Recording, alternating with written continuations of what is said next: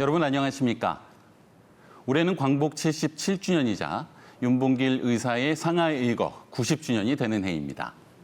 광복절을 앞두고 윤봉길 의사와 같이 민족의 해방과 독립을 위해 자신의 모든 것을 희생하신 분들이 있었기에 오늘의 우리가 있을 수 있다는 사실을 다시 한번 생각하게 됩니다.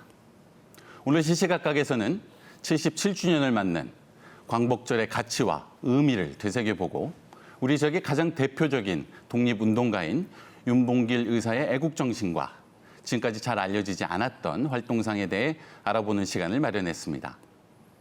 오늘 함께 하실 분들 소개해드리겠습니다. 윤봉길 의사 장손녀이시고요. 전 독립기념관장을 역임하신 윤주경 국회의원 자리하셨습니다. 안녕하세요. 한시준 독립기념관장 함께 하겠습니다. 네, 안녕하십니까. 네. 자, 올해로 광복 77주년이 되었습니다. 그럼에도 불구하고 한일 관계는 위안부 문제, 강제징용 피해자 배상 문제뿐만 아니라 2019년 일본의 수출 규제에서 비롯된 경제 갈등까지 해결해야 될 난제가 아주 많습니다. 자, 두 분께 광복 77주년 어떤 의미로 기억되고 있는지 먼저 들어보도록 하겠습니다. 윤주경 의원님. 오늘날 우리가 정말 대한민국 국민으로서 당당하게 살아갈 수 있는 거는 수많은 독립운동가들이 희생하시고 헌신한 덕분이라는 걸 좀 기억하시면서요. 독립운동가들처럼 우리가 미래의 세대를 위해서 무엇을 할 것인가를 다시 한번 생각해보고 또 그것을 나는 어떻게 실천할 것인가를 좀 결의를 다지는 그런 것으로서 이번 광복 77주년을 생각했으면 좋겠습니다. 네, 미래 세대를 위한 역사의 과제가 무엇인가 먼저 화두를 열어주셨는데요. 오늘 토론 진행하면서 그 지혜가 무엇인지 저도 궁금해서요. 질문 드려보도록 하겠습니다. 한시준 관장님, 77주년 어떻게 기억하시는지요?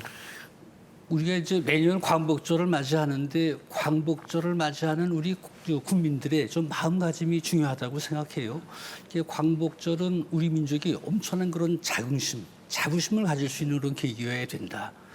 근데 실제로 매년 광복절 행사를 보면서 조금 안타까운 게 있죠. 그런 자부심들이 좀 약한 것 같습니다. 약하다고 하는 것은 광복을 우리가 찾은 곳이라고 생각하는 것이 좀 약한 것 같아요. 근데 광복은 국민들이 미국이 일본하고 싸워서 이겨가지고 그래서 우리가 해방을 또 독립 광복을 공짜로 얻은 것처럼 생각하는데 실제로 역사는 그렇지 않죠. 광복은 우리가 일제의 침략을 받았던 나라들과 함께 싸워서 우리가 쟁취한 것이죠. 그래서 좀 그런 자부심을 가질 필요가 있다. 또 우리 지금 사회자님께서 일본하고 관계 말씀하셨는데 일본하고도 왠가 일본 그러면 우리가 좀 위축이 되는 것 같아요. 근데 일본하고는 저는 위축될 필요가 없다고 생각합니다. 우리는 우리 힘이 약했을 때, 허약했을 때 그때 힘이 강한 일본한테 나라를 빼앗겨서 엄청나게 가혹하게 지배를 당하고 그랬잖아요. 그렇지만 우리는 그거를 이겨냈습니다. 어렵고 힘든 상황에서도 그걸 이겨냈죠. 근데 지금은 우리가 정말 세계 경제 10위권 되는 그런 큰 나라 아니에요? 우리가 힘들고 어려웠던 허약했을 때도 일본을 이겨냈는데 지금도 일본이 어떻게 해도 우리는 이겨낼 수 있다. 이런 좀 자긍심, 이것을 광복절에 국민들이 좀 많이 가졌으면 좋겠습니다. 네, 광복절을 계기로 역사적 자긍심을 되새겨보는 기회가 되어야 된다라고 하고 말씀을 해주셨습니다. 자, 의원님, 올해는 특히 윤봉길 의사 상하이 의거 90주년이 되는 해입니다. 장손녀이시기 때문에 감회도 특별하실 것 같은데요. 어떻게 의미를 부여하실 수 있을까요? 저는 90주년이 했다는 그런 올해 새해 첫 벽두를 이렇게 보면서 느낀 게 90주년이 됐는데 윤봉길 의사는 여전히 24살 청년의 모습으로 기억되고 있죠. 그런데 사람들이 기억하는 건 정말 1932년 4월 29일 하루에 그분의 행동에 대해서만 기억하지 그 상해 의거에 이르기까지 어떤 삶을 살았고 또 상해 의거로 인해서 세상에 어떤 영향을 미쳤는지에 대해서는 그렇게 자세히 알거나 또 마음에 새기고 있지 않은 것 같아가지고 그런 것들이 많이 섭섭하기도 했었는데 네. 이제 이번 90주년을 계기로 해서 뭐 연극이라든지 뭐 다른 어떤 걸 통해 가지고 전체의 삶이 재조명되고 있고 그런 계기가 되고 있어서 그런 것에 저는 의미를 두고 있습니다. 네, 상하이극 90주년이 청년 윤봉길을 기억하는 또 새로운 전환점이 되는 것 같네요. 자, 우리나라 5대 국경일 가운데 2개가 3.1절 광복절입니다. 그렇죠. 그만큼 일제로부터의 독립은 한국 역사에 있어서 가장 중요한 부분을 차지하고 있는데요. 하지만 77년, 2세대가 넘게 세월이 지나가다 보니 세대별로 역사를 기억하는 방식이라든가 뭐 기억도 의미도 달라지고 있는 것 같습니다. 자, 독립기념관은 독립운동과 광복의 의미를 기억하는 가장 중요한 기관인데요.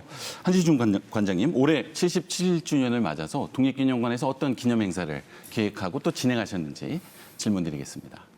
올해 광복절 행사는 정부 행사가 독립기념관에서 안 해서 저희 독립기념관 자체적으로 행사를 합니다. 그래서 8월 15일 날 10시에 광복절 기념 행사를 하는데 독립기념관 자체가 국민들이 만드신 거 아니에요? 그래서 국민들과 함께 해서 그 가족들 신청을 받아서 지금 100가족이 신청을 해서 그 국민들과 함께 광복절 행사를 지금 진행하고 있습니다. 또 이제 본 행사와 더불어서 이제 각종 여러 가지 문화 행사, 뭐 뮤지컬, 갈라쇼라든지 그런 많은 문화 행사도 기획을 하고 있는데 지금 이제 독립기념관에서 국민들한테 좀 보여주고 국민들한테 좀 새롭게 독립기념관 모습을 보여주고 싶은 것이 있습니다. 그것은 광복이 우리가 실제로 일본하고 싸워서 쟁취한 것이다. 우리가 찾은 것이다라고 하는 것을 좀 인식시키려고 그것은 일본이 우리 한국만 침략한 것이 아니라 중국도 침략을 했고 나중에 미국도 침략을 했고 영국도 침략을 했고 뭐 필리핀, 싱가포르 이런 많은 나라들을 침략했잖아요. 일본 침략을 받은 나라들이 모두 일본하고 싸웠습니다. 우리도 일본한테 침략을 받고 일본하고 싸우기 시작을 했죠. 우리가 그 일본하고 싸우면서 중국, 미국, 영국이 일본하고 싸울 때 그런 나라들하고 함께 일본하고 싸웠습니다. 많은 독립군들이 만주에서 중국 대륙에서 중국군하고 함께 공동으로 일본하고 싸웠죠. 또 미국하고도 미국 일본하고 전쟁할 때 우리 한국 임시정부 국군이었던 광복군이 미국의 OSS하고 함께해서 국내 진입작전을 추진했고 네. 그 당시에 미주 지역에 우리 동포들이 한 10,000명 정도 살고 있었는데 미국 일본 간의 전쟁이 일어나니까 이분들은 그걸 미일 전쟁이라고 생각하지 않고 이건 우리의 전쟁이다. 그래서 많은 미국 동포들이 미국 군인으로 참전을 했습니다. 잘 아시는 그 도산 안창호 선생, 안수산 여사 이분도 미국 해군에 입대하고 그랬잖아요. 또 전쟁을 하기 위해서 엄청나게 전쟁 비용이 필요하지 않습니까? 그래서 미국 정부에서 전쟁 공채를 발행하니까 미주 동포들이 그 전쟁 공채를 엄청나게 샀습니다. 우리 거기에 대해서 연구가 없지만 지금 하와이 대학의 한국연구소에서 우리 동포들이 전시공채를 얼마나 샀는지라고 하는 것을 다 조사를 하고 있습니다. 네. 지금까지 파악된 게 한 $500만 정도 됩니다. 엄청나게 많은 돈을 샀죠.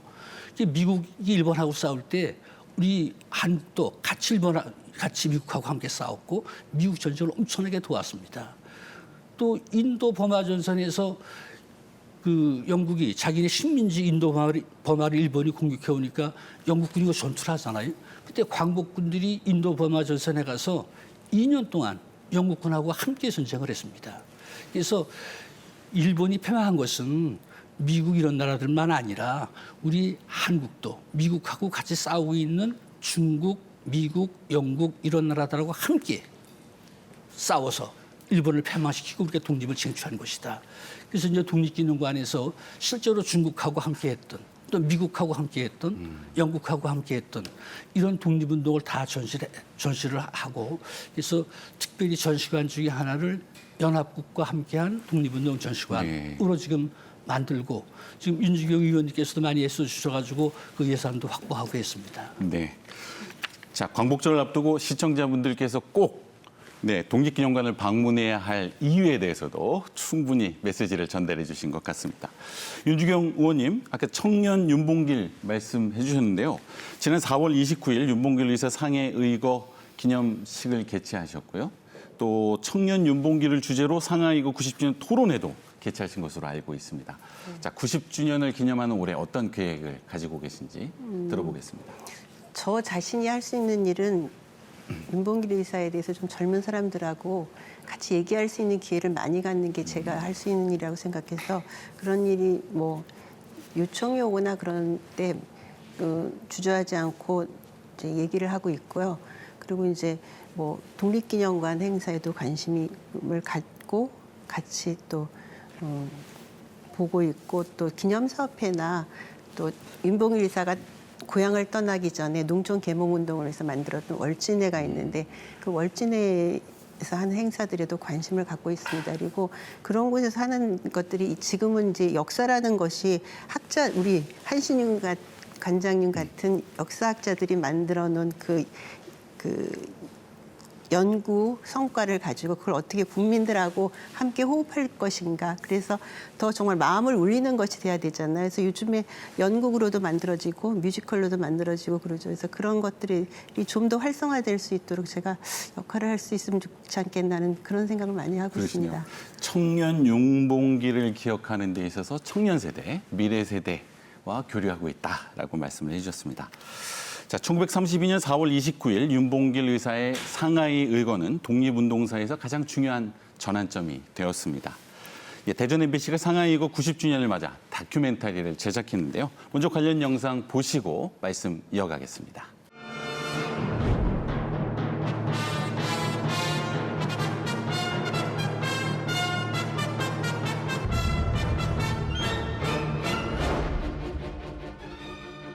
일본의 식민지 지배는 그 제국주의가 식민지 지배했던 이런 일반적인 사례하고는 다릅니다. 이 가난과 무식이 공적입니다. 이 적을 실력으로 쳐부숩시다. 우리는 배워야 합니다.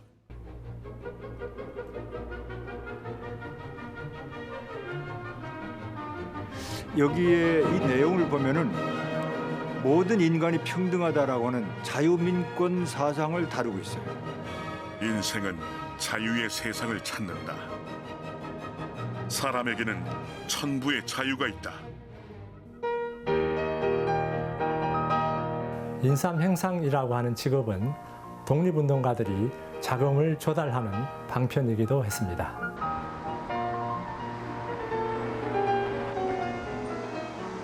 결국 일본은 1932년 1월 28일 날 상해를 침공하는 상해 사변을 일으켰습니다.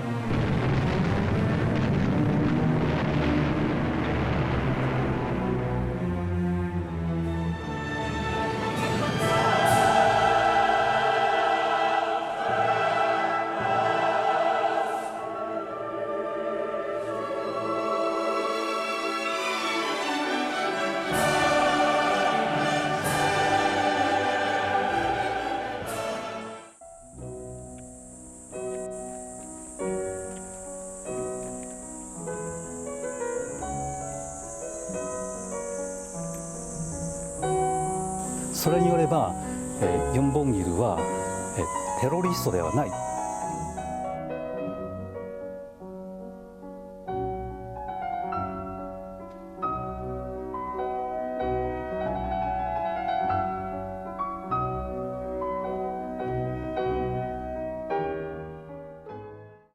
네, 자료화면 보셨는데요.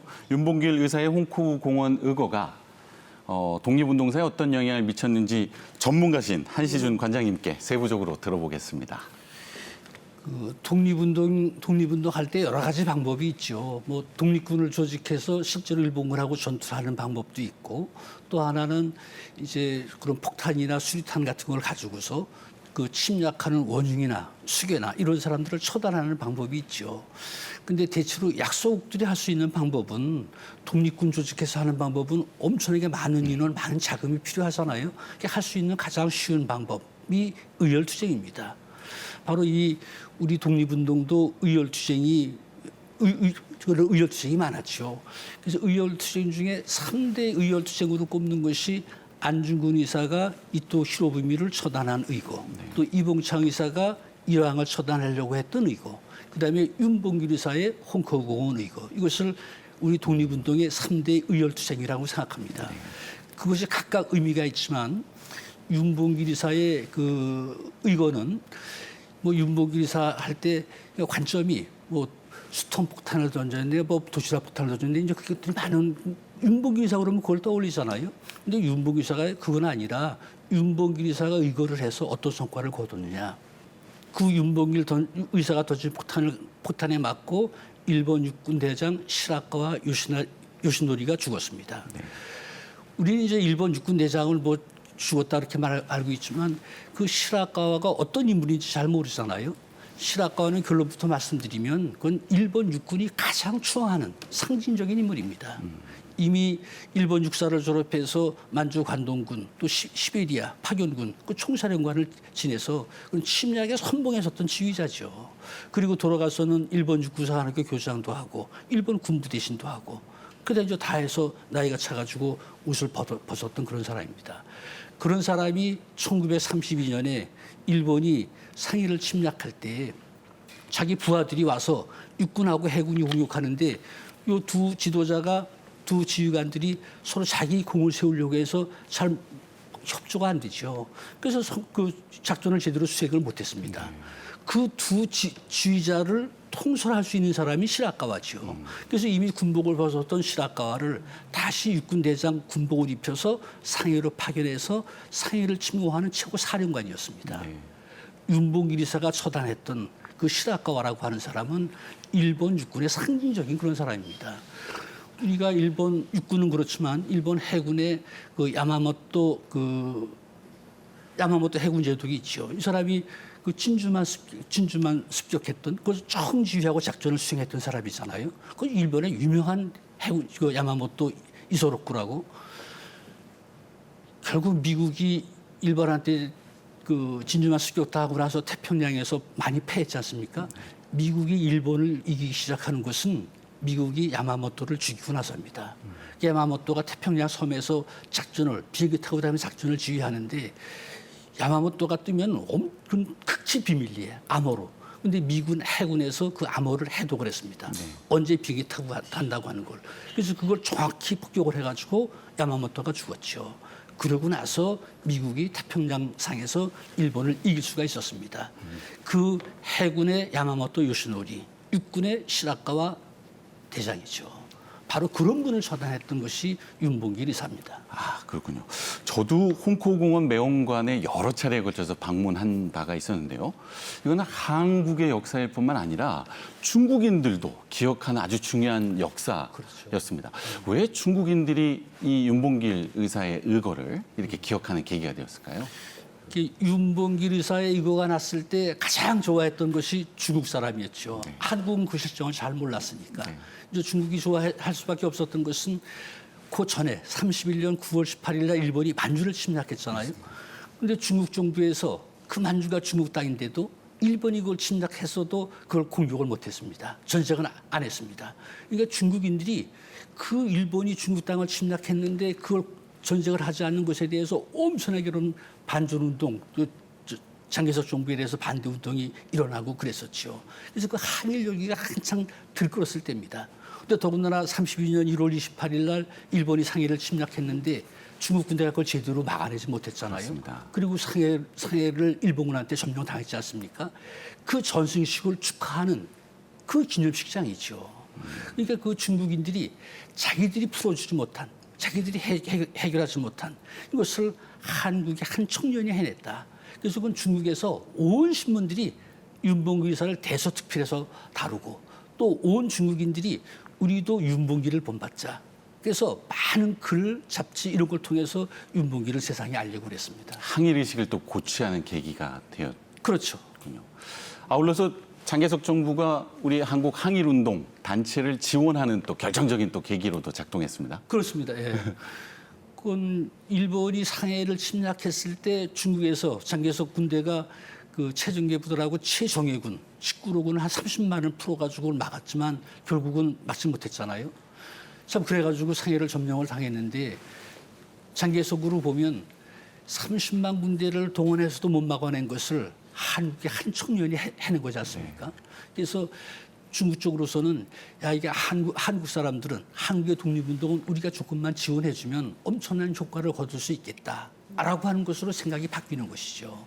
그래서 이제 그 중국 국민당의 장개석 총통이 그걸 실제로 계획하고 추진했던 백범 김무성 선생을 만나자고 그래서 남경에서 두 분들이 만나고 그래서 거기서부터 이제 우리 중국 정부에서 한국의 독립운동을 지원해 주겠다라고 해서 그다음부터 지원이 이루어지는 것이죠. 그렇습니다. 윤봉길 의사의 상하이 의거가 독립운동사에 얼마나 중요한 의미를 가지고 있는지 우리 잘 설명을 들었습니다. 의원님, 자, 교과서에서 배운 이야기뿐만 아니라 어린 시절 부모님께 윤봉길 의사에 대해서 들으실 수 있는 기회도 많으셨을 것 같습니다. 네, 저한테 가장 그 기억에 남는 이야기는 저희 할아버지께서 떠나실 때 그 이야기입니다.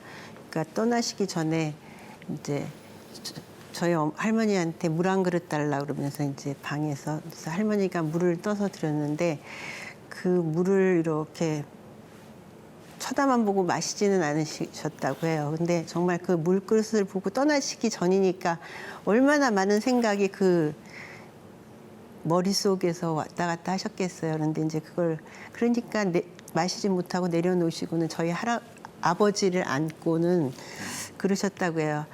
아버지가 너를 정말 마음껏 공부할 수 있게 해줄게 이랬다고 하시는데 그 말이 단지 정말 학교를 보내겠다는 말이 아니라 너가 정말 하고 싶은 일을 다 할 수 있는 공부도 하고 싶은 만큼 하고 네가 가진 생각을 펼칠 수 있는 그런 자유로운 세상을 열어줄게 하는 그것이 담겨 있지 않았나 싶습니다. 그래서 그렇게 말씀을 하시고 이제 일어서려고 했는데 이제 저희 그 고모 할머니가 좀 이상하잖아요. 그러니까 오빠는 참 오늘 정말 이상하다고 그렇다고 하셨는데 이제 그러고 나가셨는데 저희 할머니는 이제 옛날에는 약간 내외하는 이런 게 있으니까 내다보지도 못하고 이제 부엌에서 일을 하셨는데 한참 있다 내다보니까 이제 할아버지가 그 큰 길을 떠나서 벌써 다 가셔서 보이지 않으셨다고 해요. 근데 이제 정말 할아버지가 돌아오지 못하는 사람이 되었을 때 할머니가 그 평생을 갖고 산 그 한이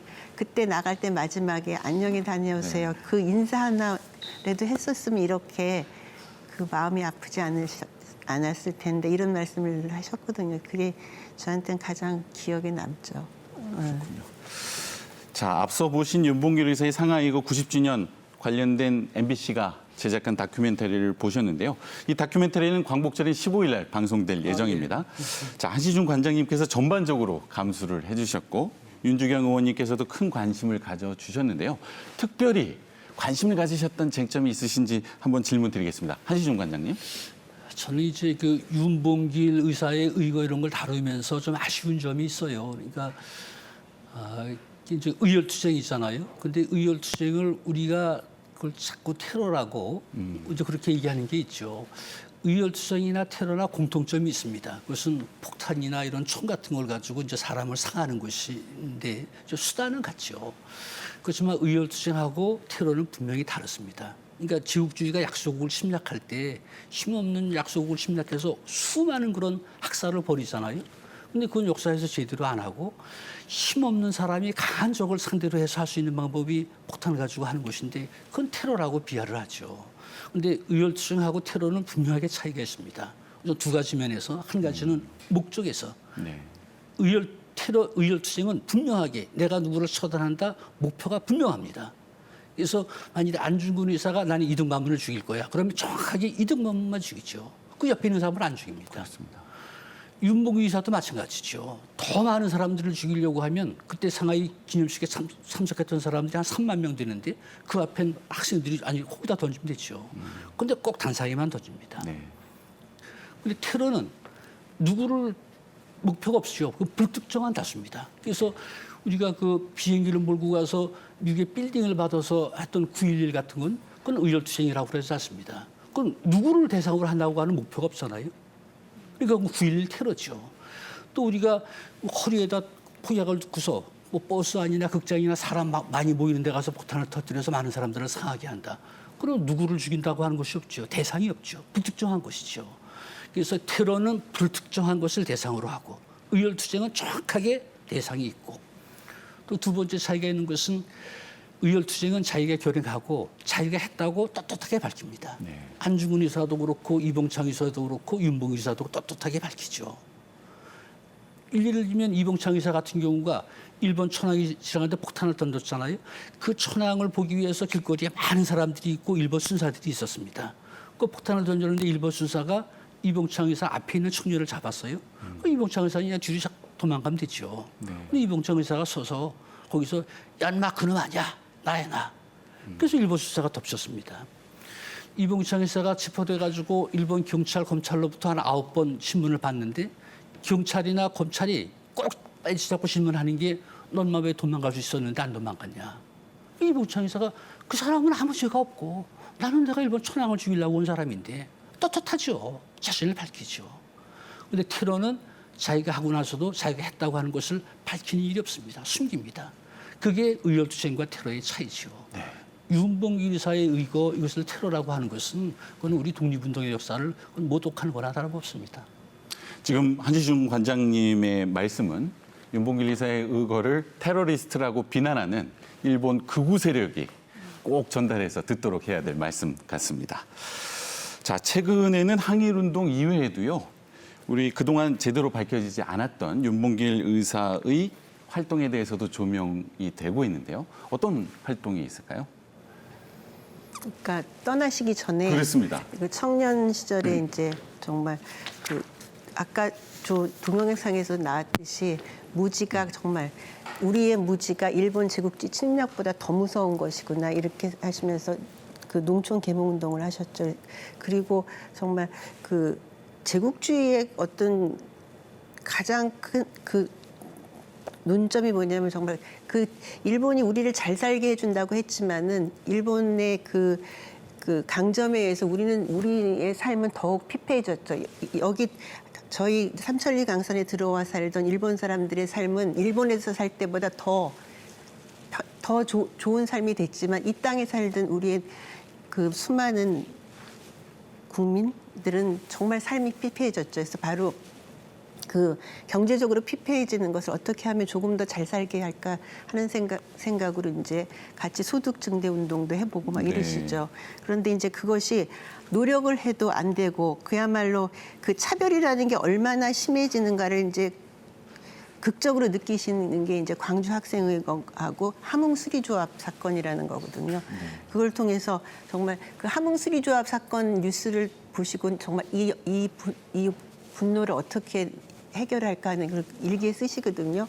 그래서 그런 걸 통해서 그 정말 이 우리의 독립이 없고는 이 차별받는 세상을 벗어날 수 없다는 거, 그리고 이 차별받는 세상을 극복하려면 나는 우리의 독립을 위해서 무엇을 할 것인가, 그런 수많은 고민 속에서 아 이제는 나는 내 목숨을 바치고라도 독립을 위해서 뭔가를 해야겠다, 이런 굳은 결심과 함께 상해를 향해서 이제 떠나야겠다는 결심을 하시거든요. 근데 정말 4월 29일 의거 단 하루만을 보는 분들께서는 젊은 그렇습니다. 청년이 그냥 어느 하루에 비분 관계해가지고 폭탄 하나 던졌다 이렇게 이제 잘못 생각하시는 분도 있는데, 그 전에 떠나시기 전에 정말 이 땅에서 얼마나 자기가 사는 시대를 고민했는가, 이런 것들이 이제 많이 또 회자되고 있고, 그리고 아까 우리 관장님 말씀대로 상해의거가 그 의거 이후에 이 세상에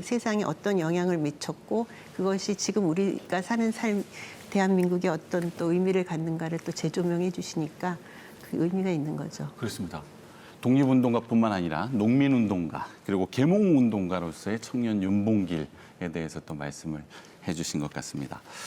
자, 윤봉길 의사와 같은 애국지사들의 애국정신을 어떻게 미래 세대, 청년 세대로 하여금 기억하게 할 것인가, 이거 가장 참 중요한 과제가 될 것 같은데요. 윤주경 의원님, 청년 세대, 미래 세대에게 있어서 윤봉길 의사 좀 더 가깝게 기억될 수 있는 방안 무엇이 있을까요? 글쎄, 우선은 뭐 우리 독립운동사가 조금 더 우리 청년들에게 가슴에 울림을 줘야 되는데, 저는 그 역사라는 것이 우리 삶 속에서 늘 이야기될 수 있었으면 하는 그런 바람이 있습니다. 그래서 실례로 올해 그 커피 전문점에서 그 텀블러를 저희 기념사업회와 또 월진에 기증해 주셨는데, 그 텀블러를 그냥 무상으로 나눠주는 게 아니라 기증받은 곳에서는 10,000원 이상의 그 기부금을 내면서 이제 그것을 소유하게 했거든요. 그러니까 그런 기부 활동을 하면서 한 번 더 생활 속에서 윤봉길 일사를 기억하는 것이고 또 그 텀블러를 계속 가지고 다니면서 삶 속에서 어려울 때마다 나라가 없을 때도 이렇게 그 자기가 사는 시대를 고민하면서 뭔가 행동했던 젊은이가 있었는데 나도 내 삶 속에서 어떻게 그걸 또 다른 모습으로 실현할까 이런 생각을 좀 하지 않을까 싶고요. 그리고 또 이제 도시락, 윤봉길 도시락을 그렇군요. 또 판매해 주셨는데 이번에 올해가 90주년이었잖아요. 그래서 네. 90일 동안 판매했다고 네. 하는데 그 판매량이 83만 개가 됐다고 합니다. 네. 저는 그걸 보면서 적어도 83만 명의 사람이 밥을 먹으면서 아, 윤봉길 일사라는 사람이 있었고 24살의 청년이었네 이런 기억을 하면서 또 삶 속에서 윤봉길 일사를 기억했을 것이라고 생각하고 그것과 동시에 그런 걸 통해서 우리 또 다른 독립운동가들은 어떤 삶을 사셨을까 하는 걸 궁금해하는 계기가 되지 않나 싶어가지고요. 그런 삶 속에서 그 독립운동가들이나 독립운동의 어떤 사건들이 기억된다면 좀 더 가까이 가지 않을까 싶습니다. 윤봉길 도시락인 이유는 아무래도 도시락이 홍코의거의 수단이었기 때문에 그런 상징성이 있겠죠. 그렇죠. 그 던진 것이 아니라 윤봉길 이사가 이제 나중에 그 물통형 폭탄은 던지시고 이게 던지기 쉬우니까 네. 본인이 이제 삶을 마감해야 되는 수단으로서 이제 가지고 계셨던 건데 그게 그 삶을 마감하기 전에 이제 체포되셔가지고 이렇게 된. 그 남아 있는 그렇군요. 것이 도시락 모양의 폭탄이기 때문에 사람들은 다 도시락 폭탄 하죠. 네. 자, 관장님. 독립기념관에서도 청년 세대, 미래 세대를 위한 여러 가지 프로그램을 준비하고 계실 것 같습니다. 특히 이 윤봉길 의사의 의거 같은 것은 이건 우리만 아니라 좀 세계적으로 내세울 필요가 있다고 생각합니다. 그러니까 그 20세기 전반기에 그 제국주의가 침략을 해서 지구상의 한 80% 민족이 나라를 뺏기고 식민지 지배를 받았잖아요. 다 독립운동을 했죠. 근데 독립운동의 주요 수단이 의열투쟁이었습니다. 우리도 많은 그런 의열투쟁이 있었고, 근데 그걸 우리 세계에 드러내지 못하는데 우리보다 독립운동 질이나 순위를 보면 훨씬 이게 좀 부족했던 이런 나라들의 의열투쟁은 잘 알려져 있죠. 대표적으로 그 체코 같은 나라도 독일한테 뺏겨서 식민지였잖아요. 그 체코의 망명정부가 영국 런던에 있지 않았습니까? 근데 그 체코 망명정부에서 그런 그 나치 총독을 암살하려고 해서 특수 임무를 줘가지고 프라하로 파견하죠. 그래서 그때 그 프라하에는 그 히틀러의 최측근이었던 그 하이드리히라고 하는 그 총독이 와 있었습니다. 근데 하이드리 총독은 그 프라하의 도살자라고 별명이 붙을 정도로 엄청나게 많은 사람들을 학살했던 그런 사람입니다. 그 사람을 처단하기 위해서 그 쿠비시, 가비초프 이런 청년들이 와가지고 결국 그 하이드리를 처단을 했죠. 그것을 영화로 만들었습니다. 그래서 영화가 그 새벽의 7인이라고 그 영화를 만들어서 그 세상 사람들이 다 알고 있잖아요. 근데 우리는 윤봉길이고 이런 의거를 우리는 그런 것으로 좀 알지 못하는 것이죠. 그래서 저는 이게 청소년들에게 이제 그런 것도 역사적인 사실도 중요하지만 그런 것들이 어떤 의미가 있고 세계적으로 어떤 영향이 있는지라고 하는 것을 좀 쉽게 접할 수 있도록 그거 만드는 게 중요하다. 네. 자, 젊은 세대를 위해서는 문화로서 독립운동 역사를 기억하기 위한 여러 가지 또 새로운 방안이 필요하다라고 지적을 해주셨는데요. 지난해 한시준 관장님께서 좋은 아이디어를 주셔서 대전 MBC가요. 항일음악 6,000곡 대발굴이라는 다큐멘터리를 제작해서 좋은 평가를 받은 바 있었습니다. 그동안 독립운동사 연구가 항일투쟁에만 중점을 뒀다면 항일 음악을 통해서 독립운동사를 재조명했다라는 점에서 의미를 부여할 수 있을 것 같은데요. 관련 영상 보시고 이어가겠습니다. 나라를 빼앗긴 우리 민족은 슬픔과 절망 속에서 불안하고 위태로운 삶을 이어나갔습니다.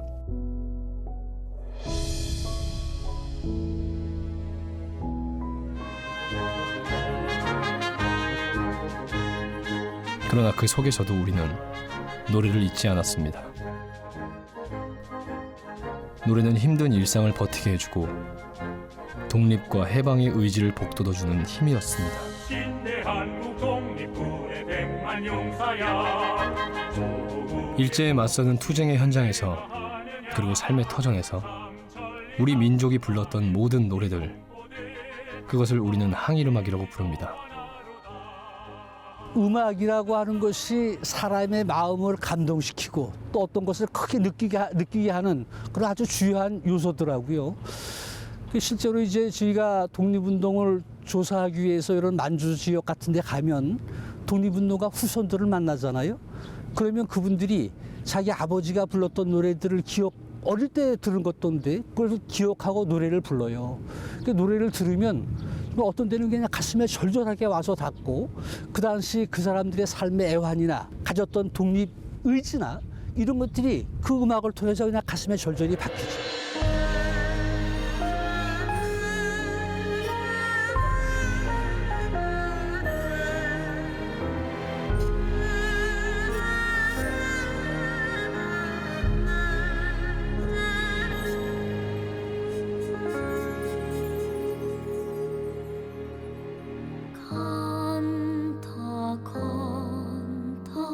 나는 간다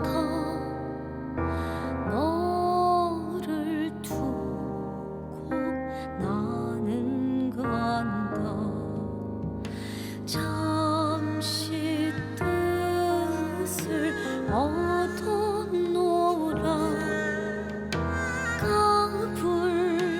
가불태는 이 시간이 나의 등을 내밀어서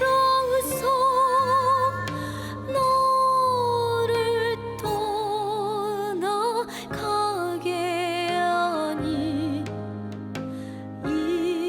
이로부터 여러 해를 너를 보지 못할지나 그동안에 나는 오직 너를 위해 일하리니 나간다고 서로 말아 나의 사랑 한반도야. 네, 저도 처음 접해보는 항일운동의 역사였던 것 같습니다. 관장님, 이 항일 음악뿐만 아니라 이 시민 차원의 항일운동에 대해서 역사적인 자료를 발굴하고 연구할 필요성이 있을 것 같습니다. 어떤 후속 연구 계획을 가지고 계시는지요? 글쎄 이제 지금 보신 화면이 작년 8.15 특집 때 8.15 때 MBC에서 특집으로 만들어 주신 건데 참 이건 저는 보면서도 너무나 참 가슴이 절절하고 그렇습니다. 참 아주 대단히 고맙습니다. 네. 이게 독립운동사를 연구하면서 일본하고 싸운 것만 아니라 보니까 그 노래도 불렀고 독립군가도 있고 이런데 그런 데 대해서는 아무런 연구가 없더라고요. 그래서 이제 그것을 연구하는 과제를 받아서 이제 연구를 시작했는데 처음에 할 때는 기대를 안 했어요. 뭐 한 1000곡 정도나 되려나. 근데 다 조사해봤더니 한 10,000곡이 넘습니다.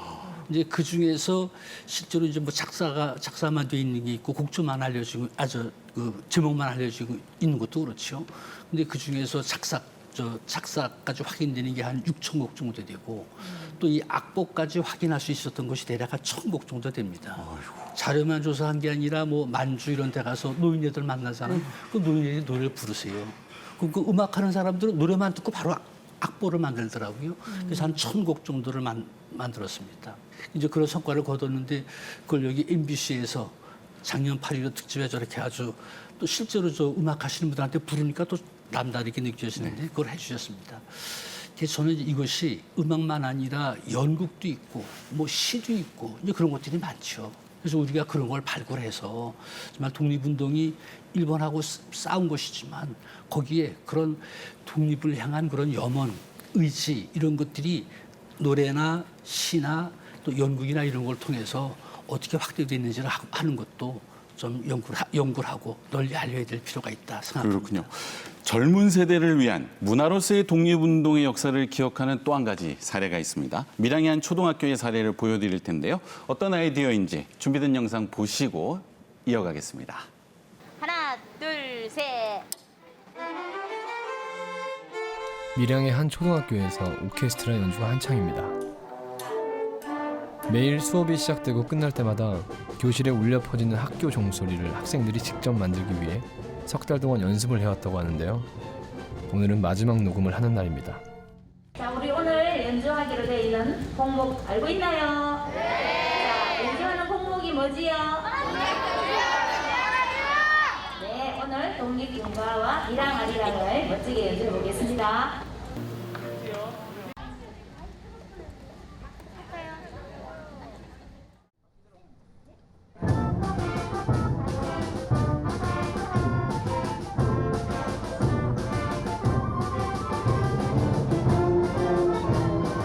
드디어 종소리가 완성됐습니다.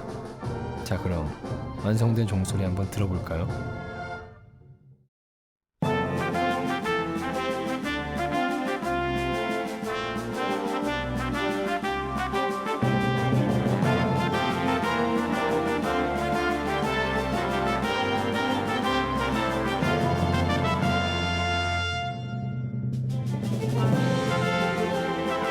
(15초의) 짧은 종소리지만 그 종소리가 주는 의미와 여운은 그 어떤 명곡보다 깊게 아이들의 마음속에 전해지겠죠. 앞으로 더 많은 학교에서 이런 종소리가 울려 퍼졌으면 좋겠네요. 우리가 이런 곡을 연주해서 다른 지역으로 전파하는 것 자체가 저는 독립운동이라고 봅니다. 학교에 무심하게 시간만 알리는 소리에다가 나라 사랑하는 마음 그리고 고향 밀양을 그리워했던 그분들의 마음을 담고 싶어서 출발을 했고 서양의 음악, 다른 나라의 음악 다 중요하지만은 우리 음악들이 우리 문화자는 소중한 우리 문화자산들이 많이 발굴되어지고 학교의 정규 교육 과정 속에서 많이 알려지기를 진짜 진심으로 바라는 바이죠.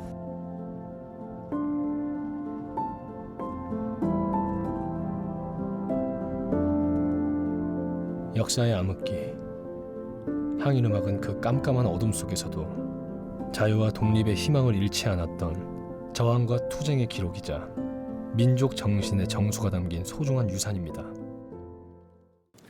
의원님, 초등학생들이 직접 만든 항일 벨소리를 들으셨는데요. 어떻게 보셨습니까? 놀라웠어요, 솔직히. 근데 정말 좋고요. 저런 것들은 더욱더 더 많이 또 다른 곳에서도 또 시도돼야 되는 것이 아닌가 싶습니다. 그리고 정말 우리 민족처럼 음악을 좋아하는 민족도 드문 것 같아요. 그래서 정말 좋은데요. 네, 이제 공부하는 역사가 아니라 체험하고 기억할 수 있는, 경험할 수 있는 역사, 문화로서의 역사 교육 참 흥미로운 사례인 것 같습니다. 네. 자, 그럼에도 불구하고 해방 이후 77년이 지났음에도 불구하고 아직도 발굴하고 연구해야 할 독립운동사 너무 많은 것 같습니다. 관장님, 지금까지 간과했거나 소홀한 부분, 또 미래를 위해서 보완해야 될 독립운동 관련 연구, 어떤 과제가 있을까요? 우리가 지금 해방된 지가 한 지금 70, 80년 가까이 되는데 아직도 우리가 못한 것들이 많이 있습니다. 실제로 독립운동을 많이 했지만 독립운동과 관련된 자료들이 그렇게 많이 남아있질 않죠. 그러니까 우리가 독립운동을 100을 했으면 실제로 우리가 알 수 있는 것은 한 60, 70도 안 된다. 그렇게 생각합니다. 그래서 그런 독립운동했던 자료를 발굴해내는 것이 가장 중요하다. 예를 들면 우리가 대한민국 임시정부 많이 얘기하잖아요. 대한민국 임시정부가 26년 동안 중국 활동하면서 많은 문서들을 생산해냈는데 그 대한민국 임시정부 관련 자료들이 하나도 없습니다. 없다고 하는 것은 해방되고 이분들이 임시정부 문서를 가지고 들어왔지만 6.25 때 송두리째 다 없어졌습니다. 뿐만 아니라 한국 광복군 문서도 마찬가지죠. 만주 지역에서 수많은 독립군들이 일제와 항일 투쟁을 벌였지만 그 독립군들이 세세하게 그런 기록을 남긴 일이 없습니다. 그러니까 우리가 그런 기록을 모르니 독립운동의 실상을 제대로 알 수가 없죠. 그래서 독립운동의 연구도 물론 중요하지만 그 기본이 되는 그런 독립운동 관련 자료를 우리가 많이 찾으려고 노력을 해야 그래야 독립운동의 실상을 우리가 제대로 알 수 있겠다. 그래서 우리 후손들이 독립운동의 실상을 제대로 파악할 수 있도록 그런 자료도 찾아내고 연구도 활성화하고 좀 그럴 필요가 있습니다. 그렇습니다. 자, 이 사실 일제 침략의 역사는 한시중 관장님께서도 말씀해 주신 바와 같이 한국뿐만 아니라 북한, 중국, 대만 등 이 동아시아 모든 국가가 공유하고 있는 역사라고 할 수가 있을 것 같습니다. 동북아가 여러 가지 요동치고 있는 가운데 독립기념관장을 마치시고 이제 정치에 입문하셨습니다. 특히 이 동북아 질서, 한일 관계 어려울 때 입문하셨는데요.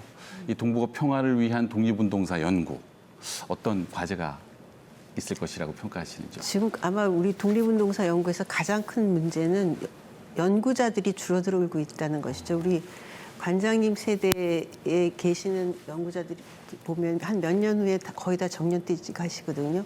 그러면은 이분들을 이어받을 이제 신진 연구자들이 많이 배출돼야 되는데 지금 현재 상황이 그렇지 않습니다. 그래서 제가 정치라는 영역에 들어올 때도 우리 관장님을 비롯한 전임 관장님이나 또 연구소 소장님들께서 그런 말씀해 주셨어요. 정치라는 영역에 들어가서 독립운동사 연구 기반을 좀 튼튼하게 해주는 것만으로도 정치라는 영역에 들어가는 일이 그렇게 나쁜 것만은 아니다. 이렇게 말씀해 주셔서 제가 용기를 갖고 이제 정치라는 영역을 들어왔는데 그것을 이제 만들어내기 위해서 남은 제 그 의원 생활이 아마 그것으로 채워지지 않을까 싶고요. 또 제가 이렇게 실상을 이야기함으로써 어떤 경각심을 가진 게 제가 다 이루지 못할지라도 다음에 또 의원직을 하시는 분들이 또 이어받아서 꼭 완성해 주실 것이라고 저는 또 믿고 있습니다. 네. 자, 가장 어려운 현안에 대한 두 분의 말씀을 듣고 오늘 마무리해야 될 것 같습니다. 한일 관계가 될 텐데요. 한일 관계요? 네. 그거는 한번 자, 제가 이게 한번 참 역사적 사실은 공유하고 있음에도 불구하고 역사적 기억이 완전히 다르기 때문에 미래를 위한 협력은 어쩔 수 없이 외교적인 타협일 수밖에 없다라고 하는 현안을 가지고 있는 것 같습니다. 미래 한일 관계를 위한 과제 어떻게 해야 될지 우리 윤주경 의원님께 먼저 들어보겠습니다. 네, 저는 그 김수환 추기경님의 말씀을 늘 기억합니다. 그 시대를 살아보지 않고 그 시대를 함부로 얘기하지 말라 그러는데 김대중 대통령은 정말 그 시대를 살아보신 분이잖아요. 근데 김대중 대통령이 김대중 오부치 선언을 하셨죠. 과거를 직시하면서 미래를 열어나가자. 그런데 과거를 직시하는 거는 이제 역사 연구가 충분하게 되는 건데 그 역사를 공유해서 같은 일치점을 찾는다는 것에 너무 조급해할 것이 아니라 우리가 정말 연구 성과를 풍분히 하면서 또 지금은 열린 세상이잖아요. 그러니까 우리의 역사를 알리는 것에 일본과 우리의 문제가 아니라 전 세계가 한번 우리의 독립운동을 그 인류 보편의 가치에서 한번 들여다보자 세계화시킴으로써 그 세계 사람들이 그것을 정리해 주시고 우리 입장의 역사관을 갖다 같이 공감해 주시는 분들이 많아진다면 언젠가는 그 문제는 풀릴 거라고 생각하고요. 그런 노력을 정말 우리가 게을리하지 말고 또 지속적으로 해야 될 것이라고 생각하고 그러면서 정말 우리가 미래를 어떻게 열어나갈 것인가에 대해서 또 더 많은 관심을 갖고 그 젊은이들이 정말 한일 관계가 어떻게 돼야지만 우리는 우리 둘만의 문제가 아니라 세계와 함께 우리가 더 멋진 세계를 열어나갈 수 있는지를 고민하는 그런 것들을 더 기회를 많이 가져야 되지 않나 싶습니다. 네, 한일 관계에 얽매일 것이 아니라 보편적인 가치, 평화와 인권이라는 가치를 가지고 일본을 이끌어갈 수 있다라고 하는 큰 비전을 보여주셨습니다. 자, 한시준 관장님. 지금 윤주경 의원님께서 아주 중요한 말씀하시고 그게 방향이죠. 그러니까 우리가 독립운동을 일제와 싸운 것만이 아니라 독립운동의 의미가 지금 윤주경 의원님 말씀하셨듯이 인류의 보편적 가치. 그러니까 인류가 모두 희망하는 것이 자유롭고 평등하고 또 평화롭게 사는 게 인류의 희망 아니에요? 근데 지국주의가 약소국가를 침략을 해서 그 약소민족들에게 자유, 뭐 평화 이거 다 파괴하지 않습니까?